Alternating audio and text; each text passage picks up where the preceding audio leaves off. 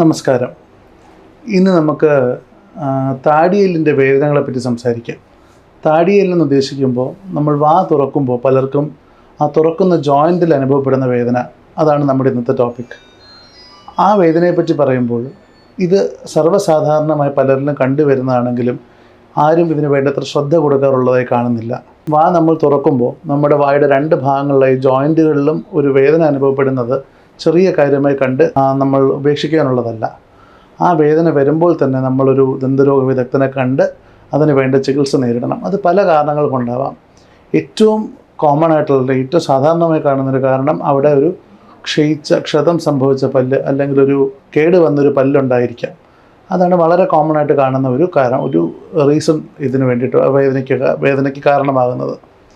അല്ലാതെ തന്നെ അത് വേറെ പല കാരണങ്ങൾ കൊണ്ടായിരിക്കാം. ചിലപ്പോൾ നമുക്ക് കുട്ടിക്കാലത്തുണ്ടായൊരു ക്ഷതം, കുട്ടിക്കാലത്ത് ആ ജോയിൻറ്റിനെ സംബന്ധിച്ചൊരു ക്ഷതം കൊണ്ട് അവിടെ രക്തം കെട്ടി നിന്നിട്ട് ആ ജോയിൻറ്റ് കല്ലിപ്പ് കൊണ്ട് വേദന ഉണ്ടാവാം. അല്ലെങ്കിൽ 20-30 മധ്യ പ്രായമുള്ള ആളുകളിലാണെങ്കിൽ നമ്മുടെ വിസ്ഡം ടൂത്ത്, അണപ്പല്ല് അഥവാ അണപ്പല്ല് അവിടെ വരുന്നത് കൊണ്ട് ഇങ്ങനെ സംഭവിക്കാം.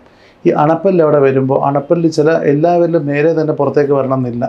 ചിലരിൽ അത് വളഞ്ഞും തിരിഞ്ഞും ചരിഞ്ഞുമൊക്കെ ആയിരിക്കും പുറത്തേക്ക് വരുന്നത്.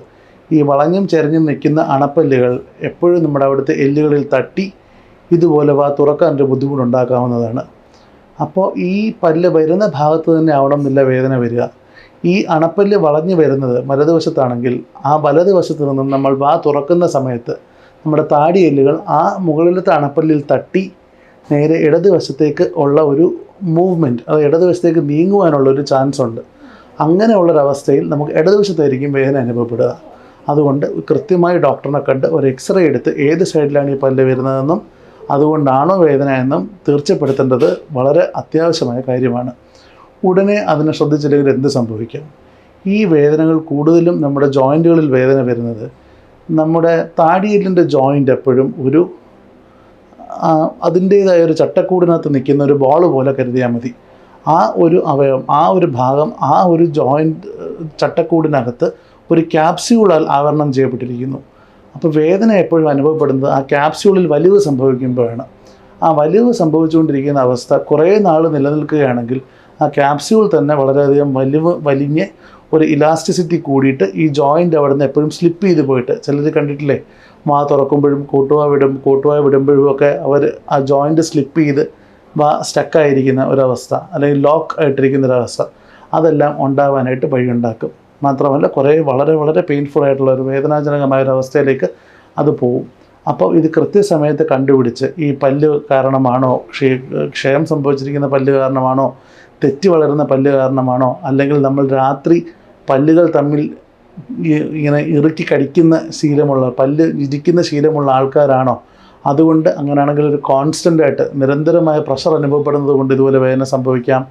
അല്ലെങ്കിൽ ഒരു ക്ഷതം സംഭവിച്ചിട്ടുണ്ടെങ്കിൽ, നേരിട്ടുള്ളൊരു ക്ഷതം, ആരുടെയെങ്കിലും മർദ്ദനമേൽക്കുകയോ തറയിൽ വീഴുകയോ കുട്ടിക്കാലത്തുണ്ടായ ക്ഷതമോ കൊണ്ടിങ്ങനെ സംഭവിക്കാം.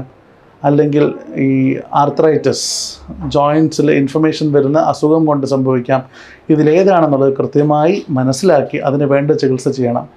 എന്തെല്ലാം തരം ചികിത്സകളാണുള്ളത്? നമുക്ക് ആ ജോയിൻറ്റിന് റെസ്റ്റ് കൊടുക്കാം, ചൂട് പിടിച്ചു കൊടുക്കാം, ഐസ് പിടിച്ചു കൊടുക്കാം, അല്ലെങ്കിൽ ഫിസിയോതെറാപ്പി ചെയ്യാനുള്ള ഓപ്ഷൻസ് ഉണ്ട്.